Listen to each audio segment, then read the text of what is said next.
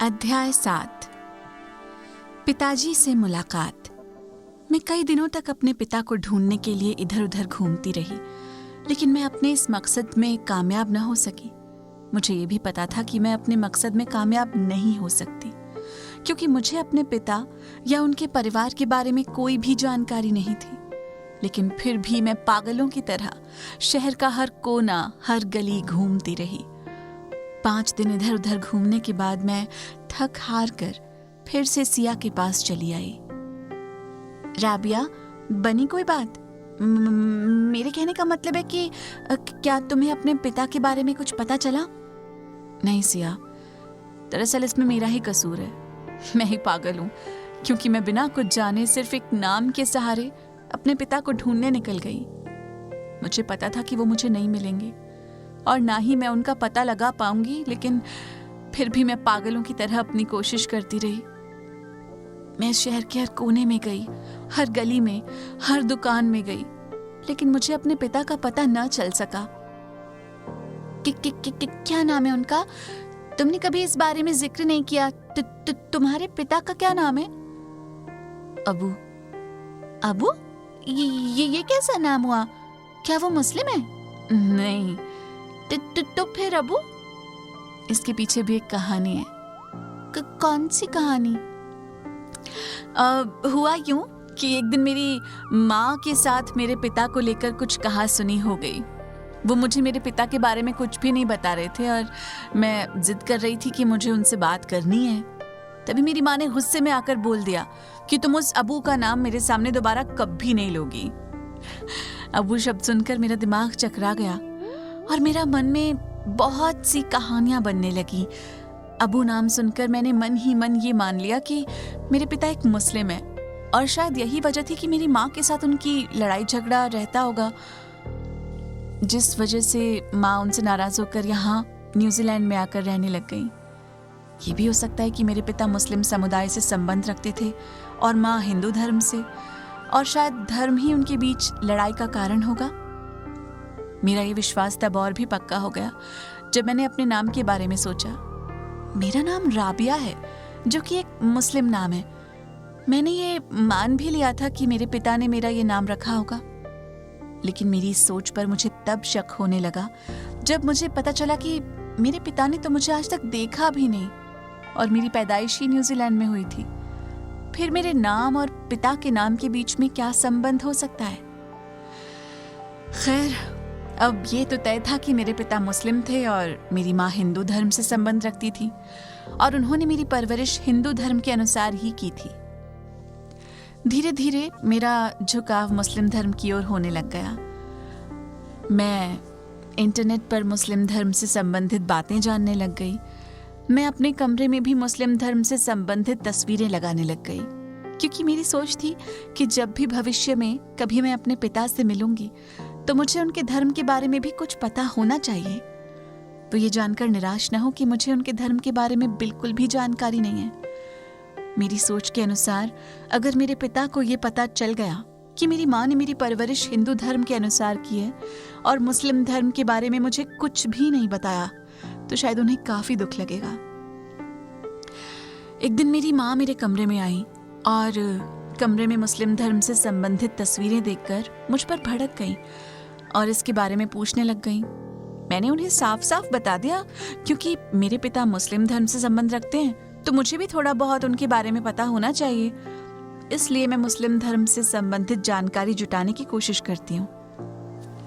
फिर मेरी माँ ने पूछा कि मुझे कैसे पता कि मेरे पिता मुस्लिम धर्म से संबंध रखते हैं। तब मैंने उन्हें कहा कि आपने एक दिन उन्हें अबू कहकर संबोधित किया था, तो अबू तो मुस्लिम धर्म में पिता को कहते हैं।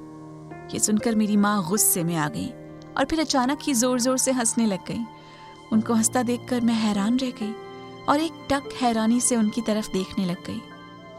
कुछ समय बाद माँ ने हंसना बंद किया और मुझसे कहा, बेटी तुम बहुत बड़ी गलतफहमी की शिकार हो गई हो। अबू का मतलब मुस्लिम धर्म में पिता ही होता है, लेकिन यहाँ इस अबू का मतलब वो नहीं है।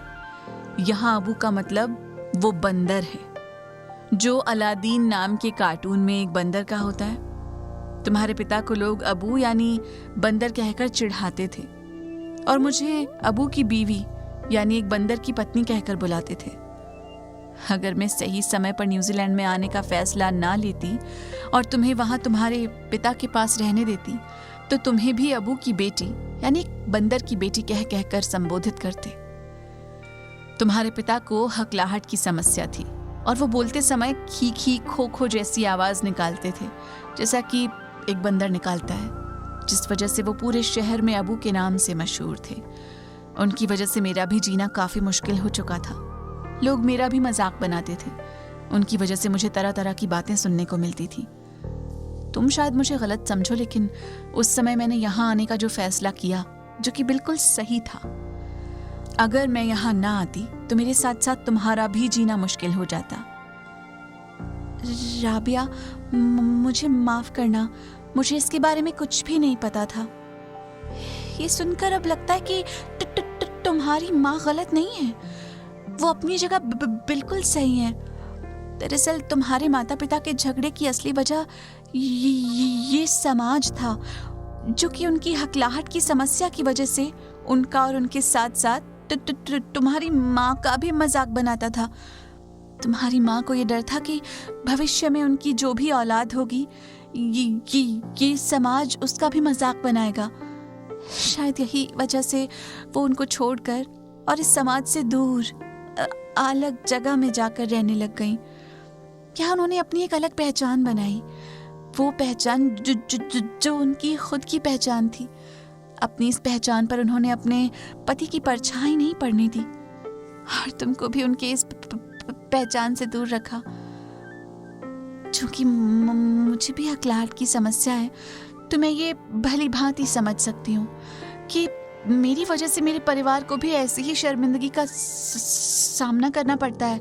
मैं समझ सकती हूँ कि मेरी वजह से उन पर क्या बीतती होगी, लेकिन मैं चाहकर भी कुछ नहीं कर सकती। सिया, तुम जो भी कह रही हो बिल्कुल सही कह रही हो। इसमें ना तो मेरी माँ का कोई दोष है और ना ही मेरे पिता का कोई दोष है, और ना ही मैं इसमें समाज का कोई दोषी मानती हूँ, क्योंकि समाज में हकलाहट की समस्या को लेकर इतनी जागरूकता नहीं है। ये समाज आज भी हकलाहट की समस्या को एक मजाक के विषय के रूप में लेता है, लेकिन शायद ये समाज नहीं जानता कि समाज में ऐसी कई दिग्गज शख्सियत मौजूद हैं जो कि हकलाहट की समस्या से परेशान रह चुकी हैं और जिन्होंने अपनी हकलाहट की समस्या होते हुए भी इस समाज में एक अलग मुकाम हासिल किया है। यार, वो सब तो ठीक है, लेकिन अब तुम अपने पिता को कैसे ढूंढोगी? तुमने वैसे भी काफी समय बर्बाद कर दिया है। अब तो हमारे वापस जाने का समय भी नजदीक आ चुका है। एक तरीका है, मैं यहाँ के सभी स्कूलों में एक एक करके जाऊंगी और वहाँ के प्रिंसिपल से जाकर मिलूंगी और उनसे मदद मांगूंगी। वो तुम्हारी क्या मदद कर सकते हैं? मेरे पिता ने इसी शहर के स्कूलों में अपनी पढ़ाई की है, तो वो अपनी हकलाहट की समस्या की वजह से काफी मशहूर थे। तो हो ना हो, स्कूल के प्रिंसिपल तो उनके बारे में जरूर जानते होंगे। तुम्हें ये सब करने की जरूरत नहीं है। मैंने तुम्हारे पिता को ढूंढ लिया है। ये तुम क्या कह रही हो? तुम मेरे पिता के बारे में जानती हो तो तुमने मुझे पहले क्यों नहीं बताया? तुम इतनी देर से मुझसे बातें कर रही हो, तरह तरह की कहानियां सुना रही हो, लेकिन तुम मुझसे मेरे पिता के बारे में कोई भी बात नहीं कर रही। तुम जानती हो वो कौन है? मुझे जल्दी बताओ। राबिया, जरा धैर्य रखो, आराम से बात करो। मुझे एक आदमी पर शक है कि वो तुम्हारे पिता हो सकते हैं, लेकिन मैं यकीन से नहीं कह सकती। कौन है वो? मुझे बताओ। तुम्हें याद है जब हम पहली बार यहाँ पर आए थे तो हमें मोहित भैया ने अपने दफ्तर में बुलाया था और वहां हमारी मुलाकात एक आदमी से करवाई थी जिनका नाम सुनील था और जिनको हकलाहट की समस्या थी। हाँ, याद है। मुझे उस सुनील नाम के व्यक्ति पर शक है कि वो तुम्हारे पिता हो सकते हैं। तुम किस आधार पर ये कह सकती हो कि वो व्यक्ति ही मेरे पिता हैं? क्योंकि उनकी कहानी और तुम्हारे पिता की कहानी काफी मिलती जुलती है। जैसे कि उस व्यक्ति की शादी के कुछ सालों बाद ही उसकी पत्नी से झगड़ा हो गया और वो उसे छोड़कर अपने मायके चली गई और पिछले लगभग 20 सालों से उन्होंने अपनी पत्नी से कभी मुलाकात नहीं की। इस बारे में तुम्हें किसने कहा? वैसे तो यहाँ के लोग सब जानते हैं, लेकिन इसके बारे में मुझे मोहित भैया ने बताया था। एक दिन बातों बातों में मैंने सुनील अंकल के बारे में उनसे पूछा तो उन्होंने बताया कि सुनील अंकल से उनका संपर्क इंटरनेट के जरिए हुआ था। उनको बचपन में हकलाहट की समस्या थी, जो कि उनकी शादी के बाद तक रही। हकलाहट की समस्या की वजह से उनका मजाक तो बनता ही था, परंतु शादी के बाद उनके साथ साथ उनकी पत्नी का भी मजाक बनने लगा, जिसकी वजह से शादी के कुछ सालों बाद उनकी पत्नी उनको छोड़कर विदेश चली गई और फिर कभी भी दोबारा उनसे संपर्क नहीं किया। उसके बाद उन्होंने अपना सारा ध्यान अपनी हकलाहट की समस्या को काबू करने में लगा दिया और कुछ सालों की मेहनत से अपनी हकलाहट की समस्या पर काबू पा लिया। अब उनकी हकलाहट की समस्या लगभग ना के बराबर है। जब भी वो किसी हकलाहट की समस्या से पीड़ित व्यक्ति को देखते हैं ना, या उनसे मिलते हैं, तो वो उसकी हकलाहट की समस्या को दूर करने में उनकी मदद जरूर करते हैं। अब तुम बताओ, क्या ये कहानी तुम्हारे पिता की कहानी से काफी मिलती जुलती नहीं है? हाँ, ये कहानी तो काफी मिलती जुलती है। ये तो मेरे पिता की ही कहानी लगती है। मुझे पक्का यकीन है कि सुनील अंकल ही मेरे पिता हैं। क्या मैं उनसे एक बार मिल सकती हूँ? हाँ, क्यों नहीं। कल सुबह तुम मेरे साथ जल्दी से तैयार हो जाना, हम दोनों मैदान में जाएंगे। वहाँ सुनील अंकल हर रोज आते हैं और खास करके मुझे हकलाहट की समस्या को काबू करने के लिए कोई ना कोई तरीका जरूर बताते हैं। मैं सिया की बात सुनकर बहुत खुश हो गई। अब मुझे उम्मीद की एक किरण नजर आने लग गई थी, क्योंकि सिया की बातें सुनकर मेरा दिल भी कह रहा था कि सुनील अंकल ही मेरे पिता हो सकते हैं, जिस वजह से मैं उनसे मिलने का बेसब्री से इंतजार करने लग गई। मैं पूरी रात सही ढंग से सो भी न सकी। सारी रात मैं अपने पिता के बारे में ही सोचती रही। हालांकि मैंने सुनील अंकल को पहले भी देखा था, पहले भी उनसे बातचीत की थी, लेकिन तब मुझे उनके बारे में ये सब नहीं पता था। खैर, मैं सुबह जल्दी से तैयार होकर सिया के साथ ही मैदान में चली गई। वहां सुनील अंकल हमारे आने से पहले पहुंच चुके थे। मैं उनको देखकर बहुत खुश हुई। मेरी इस खुशी को शब्दों में बयान कर पाना काफी मुश्किल है, क्योंकि मैं जिंदगी में पहली बार अपने पिता से मिलने जा रही थी। मुझे समझ में नहीं आ रहा था कि मैं अपनी बातचीत की शुरुआत कहाँ से करूंगी, क्योंकि उनके सामने मेरी जुबान को जैसे ताला लग गया था। मेरे मुंह से शब्द नहीं निकल पा रहा था। हालांकि उन्होंने मुझसे बातचीत करने के लिए मेरा हालचाल पूछा, लेकिन इस परिस्थिति में मुझे ऐसा लग रहा था कि जैसे हकलाहट की समस्या सिया को नहीं बल्कि मुझे है। उस समय जिंदगी में पहली बार मेरे हाथ पांव कांप रहे थे। हम तीनों काफी देर तक चुपचाप बैठे रहे और मैंने कई बार बातचीत करने की कोशिश भी की, लेकिन मेरी हर कोशिश कामयाब नहीं हो पाई। शायद मुझे ये समझ में नहीं आ रहा था कि मैं बातचीत की शुरुआत कहाँ से करूं, या उनसे क्या बात करूं। क्या मैं अपनी माँ के बारे में उनको बताऊं? क्या वो मेरी माँ के बारे में सुनना पसंद करेंगे? मेरे मन में इस प्रकार के कई सवाल आ रहे थे। कुल मिलाकर मुझे उनसे बात करने से डर लग रहा था, क्योंकि मेरी माँ ने धोखा देकर उनको छोड़कर विदेश चली गई थी और उसके बाद कभी भी उनसे संपर्क करने की कोशिश नहीं की, जिस वजह से मेरे पिता का गुस्सा होना लाजमी है। मुझे डर था कि वो कहीं मेरी माँ के बारे में सुनकर मुझ पर भड़क ना जाएं या मुझ पर ही गुस्सा निकाल दें। कुछ देर के बाद सुनील अंकल ने सिया से बातचीत करना शुरू कर दिया। सिया, आज मैं तुम्हें एक ऐसी विधि के बारे में बताने जा रहा हूँ जिससे अपनाकर तुम अपनी हकलाहट की समस्या से बिल्कुल निजात पालोगी। इस विधि को अगर तुमने पूरे मन लगाकर किया तो तुम्हारी हकलाहट की समस्या लगभग ना के बराबर रह जाएगी, क्योंकि ये विधि हकलाहट की समस्या ही नहीं बल्कि और भी कई समस्याओं को काबू करने के लिए कारगर साबित होती है। इस विधि ने कई लोगों की जीवन शैली बदल कर रख दी। ये विधि ज्यादातर कसरत करने वाले, नृत्य करने वाले, अभिनय करने वाले, भाषण देने वाले अपनाते हैं। हकलाहट की समस्या को काबू करने के लिए विधि सबसे कारगर साबित होती है। मेरे लिए तो ये विधि एक वरदान साबित हुई, जिसने कि मेरी हकलाहट की समस्या को लगभग पूरी तरह से इस विधि के द्वारा खत्म कर दिया। सुनील अंकल सिया को कुछ बता रहे थे और मैं सिया का मुंह देख रही थी। सिया के चेहरे पर परेशानी, खुशी, उत्सुकता और गुस्सा, ये सब मिले जुले भाव प्रकट हो रहे थे। वो परेशान इसलिए थी क्योंकि सुनील अंकल जिस विधि का बखान इतनी देर से कर रहे थे वो उस विधि के बारे में बता नहीं रहे थे। खुश इसलिए थी क्योंकि वो अपनी इस विधि की इतनी तारीफ कर रहे थे जिससे सिया को लगने लगा था कि अगर वो इस विधि को अपना लेगी तो जल्द ही अपनी हकलाहट की समस्या को काबू कर लेगी। इसलिए वो उस विधि को जानने के लिए बहुत उत्साहित थी।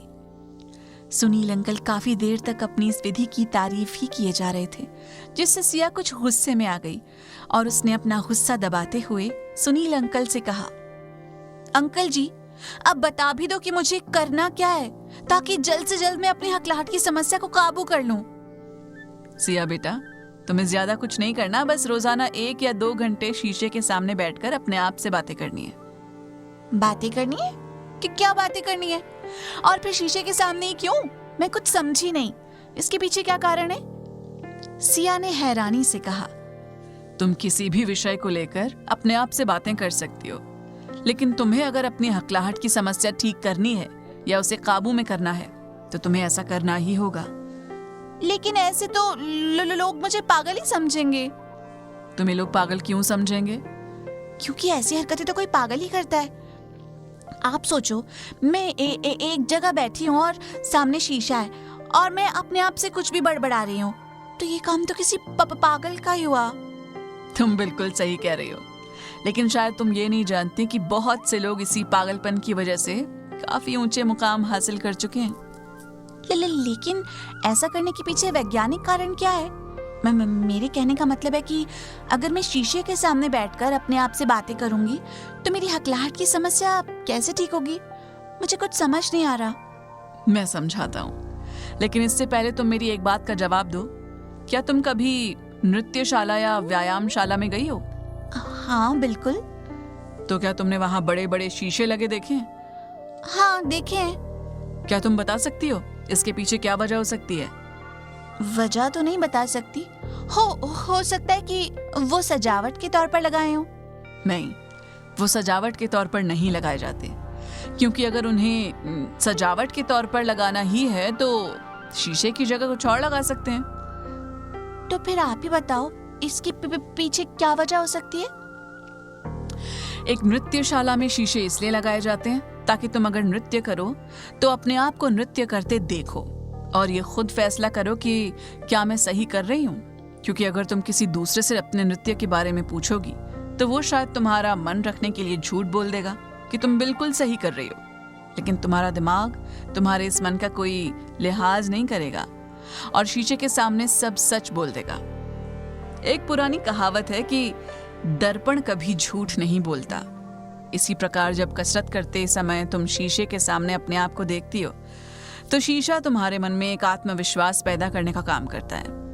यही आत्मविश्वास एक अभिनय करने वाले व्यक्ति के अंदर पैदा होता है जब वो अपने आप को शीशे के सामने अभिनय करता हुआ देखता है।